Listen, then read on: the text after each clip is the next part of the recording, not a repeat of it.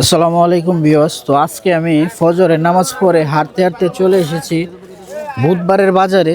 এখন বাজে সকাল 7টা। আর এই বাজারটা গতকালকে মঙ্গলবার রাত্রে থেকে শুরু হয়েছে এখানে। আর এখানে প্রচুর কাপড় বেচা কিনা হয়।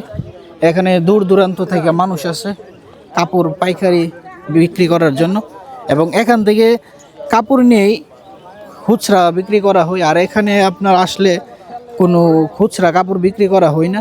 আমি একটা দোকানে জিজ্ঞাসা করছিলাম যে আপনারা কি খুচরা বিক্রি করেন কিনা, তো ওনারা বলতেছে না, ওনারা খুচরা কাপড় বিক্রি করে না। এই যে দেখতেছেন সব সব এখান থেকে কাপড় নিলে একদম ডর্জন নিতে হবে, কারণ এখান থেকে ব্যাঙে খুচরা নেওয়ার কোনো অপশন নেই, কারণ ওনারা বিক্রি করে না। তো আমি একজনকে বলছিলাম যে আমাকে একজন মোজা দিয়ে দেন, ওনারা বলতেছে না, এক ডর্জন নিতে হবে, 12টা মোজা একসাথে নিতে হবে। তো এই হইল অবস্থা।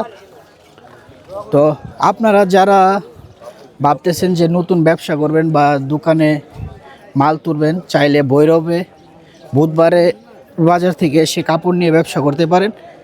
আর এখানে কাপড় খুবই সস্তা, যেগুলা ভৈরব নিউ মার্কেটে পাওয়া যায় এখানে সব কাপড় আছে, খুব ভালো ভালো কোয়ালিটির কাপড়। আপনারা যদি দেখেন মাথা ঘুরে যাবে। দেখেন ছোট বাচ্চাদের থেকে দেখেন এবং ছেলেদের খুব কোয়ালিটিফুল কাপড়। এখানে দেখেন যে হুডিগুলা মার্কেটে এইগুলো 600-700 করে বিক্রি করা হয়। আর এখানে শুধু যদি ডর্জন নেন এগুলা 150 থেকে 200 টাকা পড়বে। দেখেন কত সুন্দর সুন্দর গেঞ্জি, কিন্তু এগুলা নিলে আপনার ডর্জন নিতে হবে। সমস্যাটা হয়েছে এটা। আর এখানে যদি খুচরা বিক্রি করা হয়তো আমি এখান থেকে 1-2টা গেঞ্জি নিতাম, কারণ এখানের কাপড়ের কোয়ালিটিগুলো খুবই ভালো ছিল।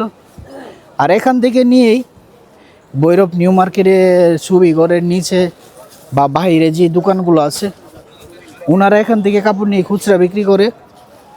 তো আপনারা বিশেষ করে এই ভিডিওটা তাদের জন্য যারা কাপড় নিয়ে বিক্রি করতে চান, চাইলে এখান থেকে ডর্জন কাপড় নিয়ে বিক্রি করতে পারবেন, খুচরা বিক্রি, তাহলে ভালো একটা প্রফিট হবে। তো ভিডিওটা কেমন লাগলো আপনাদের কাছে লাইক কমেন্ট শেয়ার করে জানাবেন। আর আমি অনেক দিন পর, প্রায় 7-8 বছর পর এই বাজারে আসলাম, তাই ভাবলাম একটা ভিডিও করি আপনাদের সাথে শেয়ার করি। তো সবাই ভালো থাকুন, সুস্থ থাকুন। আসসালামু আলাইকুম।